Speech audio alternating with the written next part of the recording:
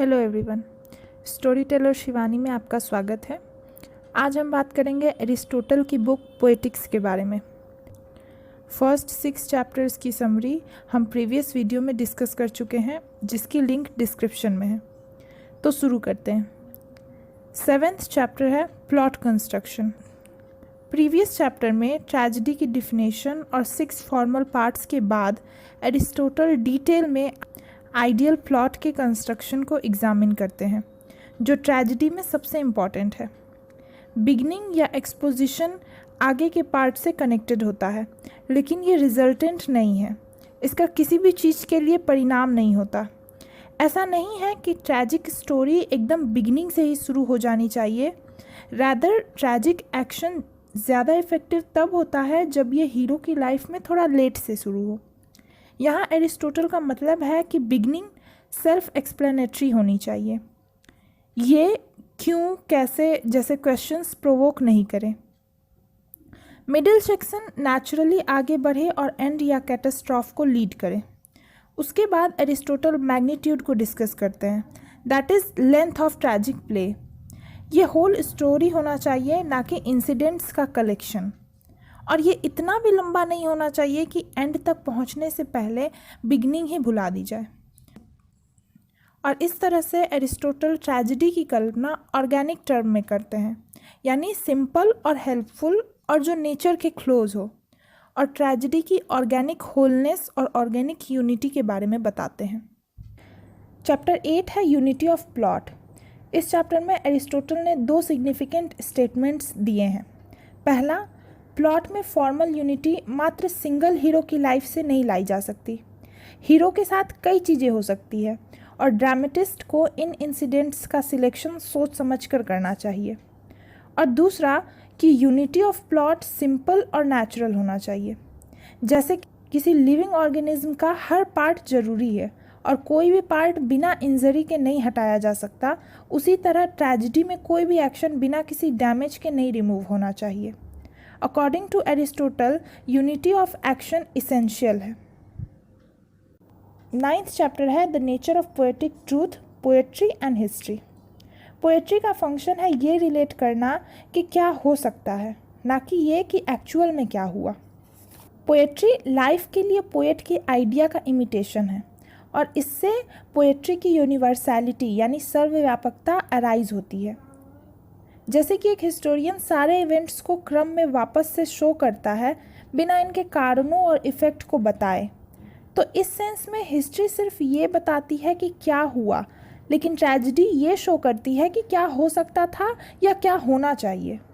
Poet चाहे epic या drama में हमें ये दिखाते हैं कि किस तरह के पर्सन क्या काम करते हैं, क्या कहते हैं और क्या सफ़र करते हैं। और ये ट्रूथ जो पोइट्स बताते हैं ये यूनिवर्सली अप्लाई होता है और यही कॉज और इफ़ेक्ट का सीक्वेंस ट्रेजेडी के प्रॉपर इमोशंस को जगाते हैं। ग्रीक वर्ड में पोएट का मतलब है मेकर या प्लॉट मेकर, इसलिए नहीं कि वो वर्स बनाते हैं, लेकिन इसलिए कि प्लॉट बनाते हैं। प्लॉट इंसिडेंट्स में निहित नहीं है, लेकिन उन इंसिडेंट्स के अरेंजमेंट में लाई करता है।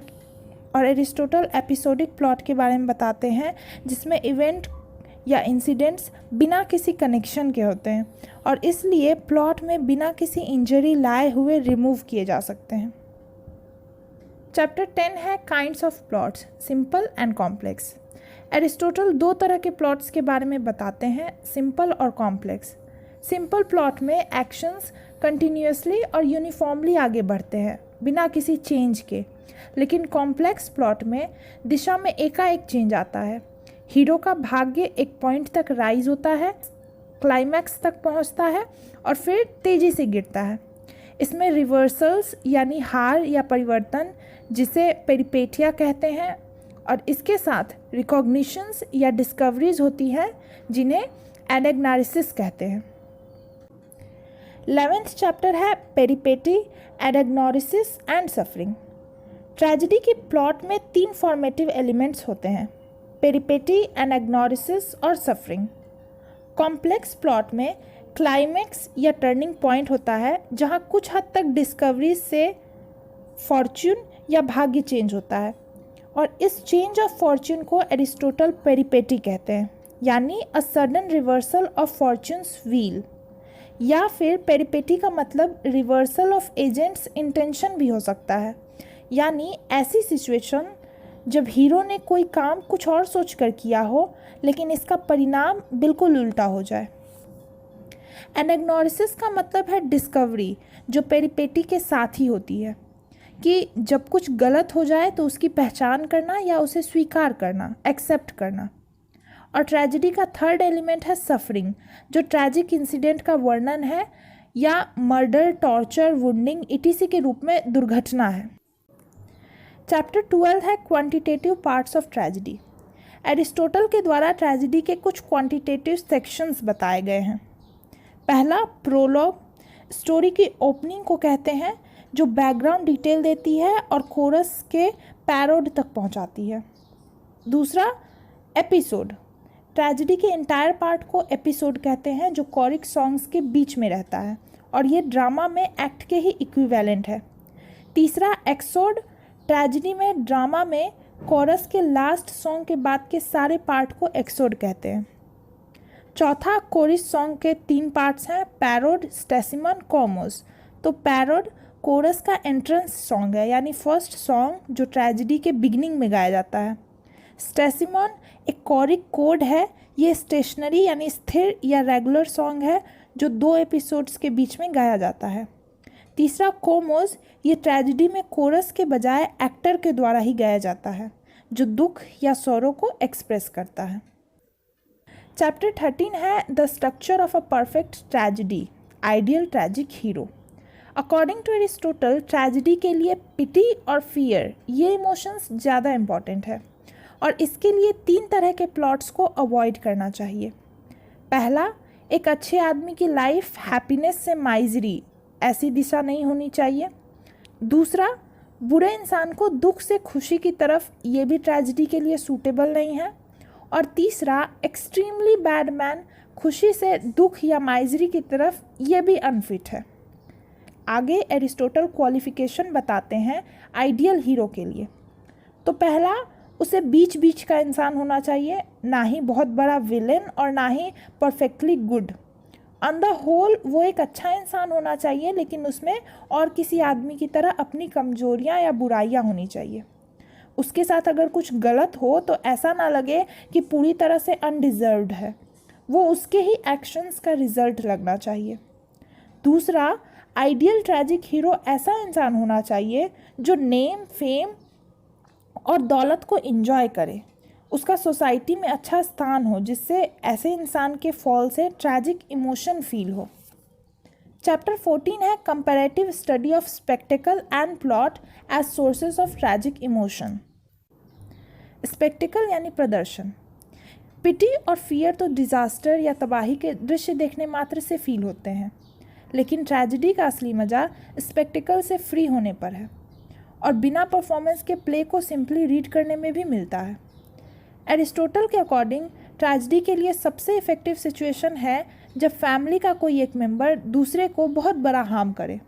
हो सकता है ये अनजाने में किया जाए, लेकिन तब भी कैरेक्टर्स का जब एग्जिट हो तो डिग्निटी और ब्यूटी के साथ हो।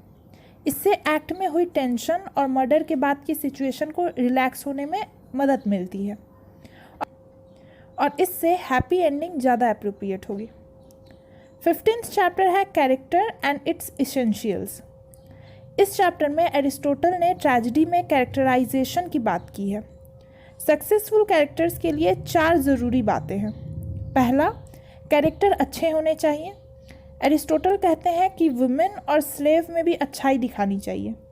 जब बहुत ज़्यादा ज़रूरी हो तभी प्लॉट में विकेडनेस को इंट्रोड्यूस किया जाए, यहाँ तक कि उन्हें नॉर्मल से भी बेटर और ज़्यादा डिग्निफाई शो किया जाए। दूसरा है कैरेक्टर्स अप्रोप्रिएट होने चाहिए, जैसे कि एक औरत को वुमेनली ही दिखाया जाए, मैनली नहीं। और अगर कैरेक्टर्स को किसी मिथ या स्टोरी से लिया गया है तो वो अकॉर्डिंग टू ट्रेडिशन ही हो। तीसरा, characters must be true to life, यानी उसमें सारे गुण, अवगुण, कमजोरी, सारी एवरेज ह्यूमैनिटी के गुण होने चाहिए, क्योंकि हमें उस पर दया आएगी जो हमारे जैसा हो और उसका मिसफॉर्च्यून हमें भी डराए। चौथा, कैरेक्टर्स कंसिस्टेंट हो, यानी एक से या अटल होने चाहिए, वो अपने नेचर और एक्शंस के अकॉर्डिंग ही बिहेव करे। तो ये थे पोएटिक्स के 15 चैप्टर्स। बचे हुए 11 चैप्टर्स हम नेक्स्ट वीडियो में डिस्कस करेंगे। Thank you.